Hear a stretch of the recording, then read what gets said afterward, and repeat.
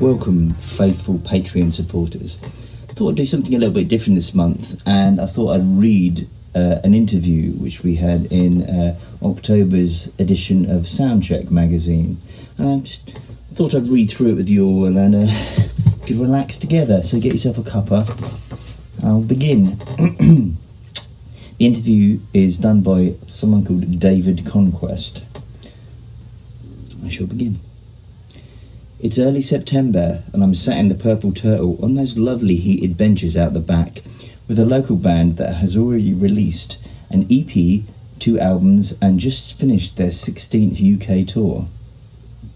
Morass Of Molasses are an incredibly friendly and down-to-earth bunch comprised of Bones, baritone guitar and lead vocals, Raj, drums and backing vocals, and Phil, guitar.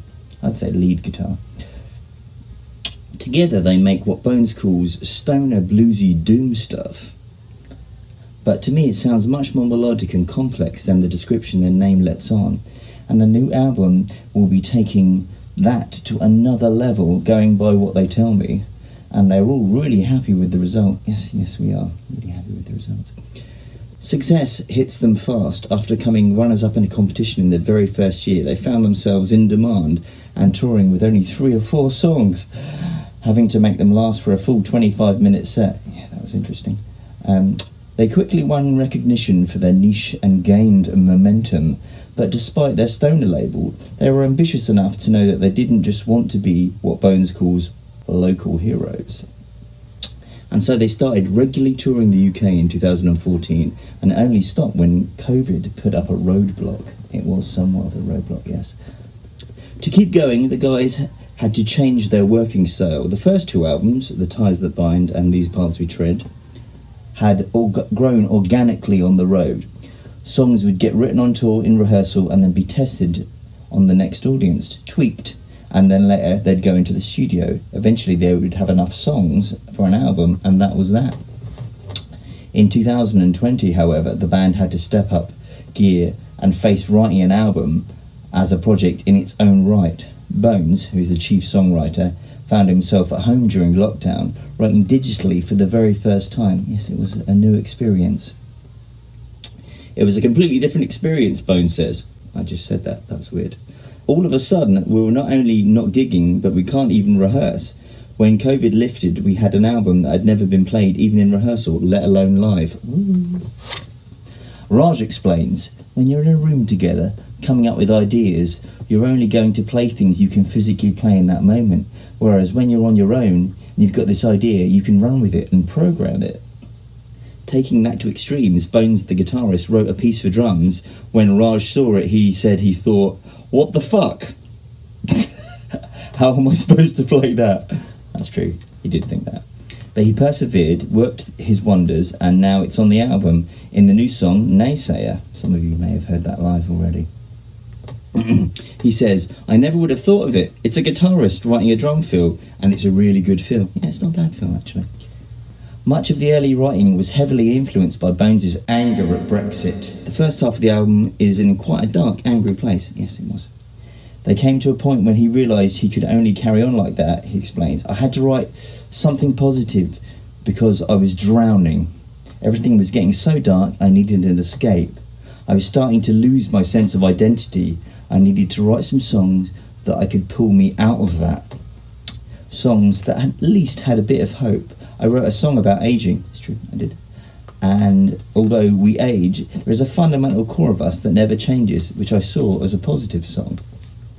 He continues, "I came up with ideas that I'm not sure I would have in the normal way that we write stuff, like challenging myself to write a heavy song in a major key. That's really difficult." The band added their own ideas, even including Latin influence on one song, as well as leaning heavily on the blues again, like they always have. Raj chips in, describing it as a happy, heavy one, head-bangable, but with a smile. We talk about how the style is very much anchored in blues, but ranges from heavy headbanging to some very delicate guitar work in previous albums. Phil adds, "Wait till you hear the new one." And Raj says, "I think there's something very different on all of the songs, but they still sound like us. To demonstrate they have kept true to their core, Bones adds, there are 8 songs on the album, but there were 9. Interesting. The 9th song was really out there, a jazzy sci-fi odyssey which sounds absolutely amazing, but next to the other songs it stuck out like a sore thumb and didn't make the final cut. They realised it was clearly becoming an album of 2 halves, the 2 very different feels. Because of the scene tends to focus on vinyl, it made for a simple decision for the track listings on side A and side B. Bones said, that's how we've done it. We've even named each side. The album is called End All We Know. But each side has its own name. The first side is called The Fall and the second side is called The Rise. They've already performed some of the tracks live and had an awesome reaction. It's true. New song Hellfare, perhaps the new single, is about Brexit and is the most punk track, by which we mean the fastest, that they've ever produced. The first time we ever played it, it caused an instant mosh pit. Then when they played Naysayer at the Face Bar, they created so much energy in the room that the crowd instinctively knew when to crouch down and jump back up when the song kicked in. It's true, I remember that happening, that was good. First time we ever played that, it was great. Playing live gave them unexpected insights into the new tracks too. Some intros that sounded great on the album just didn't work live.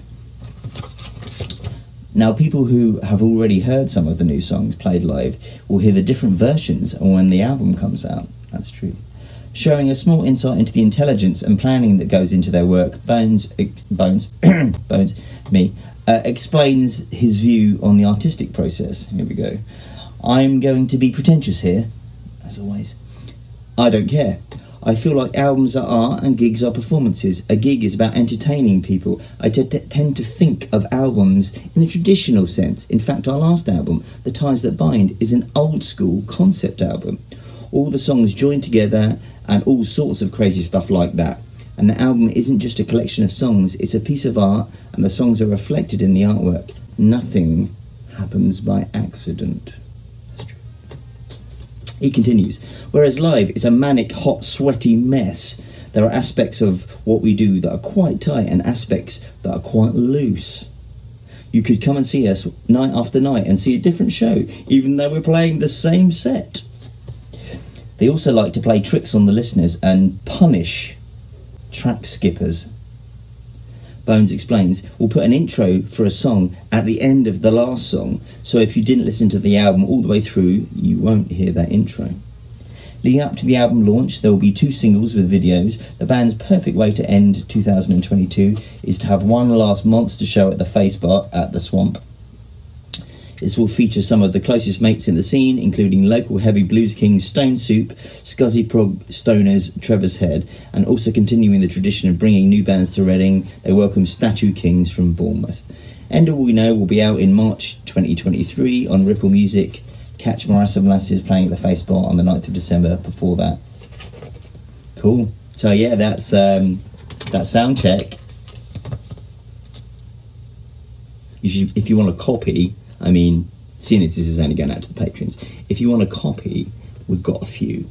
So just let us know in the comments or whatever, and we'll find a way of getting you a copy if you haven't managed to get your own, that is. But yeah, thanks for listening for this, and there's nothing in this pipe, but I just like it, you know. Maybe one day I'll start smoking it, we'll see. See you guys soon, bye bye.